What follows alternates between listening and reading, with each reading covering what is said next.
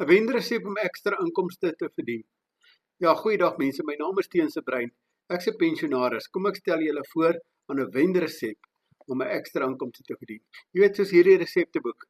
Ek dink dis een van die beste resepteboeke wat ek nog ooit gekoop het in my lewe. Dis die knippeldik resepteboek toe ek by die polisie was.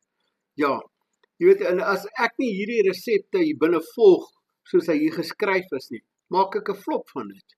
Soos met die Legacy Builder. Hulle gee vir jou 'n resep hoe om 'n ekstra inkomste te verdien. En as jy nie daai resep volg nie, gaan jy nie ekstra inkomste verdien, maak jy 'n flop.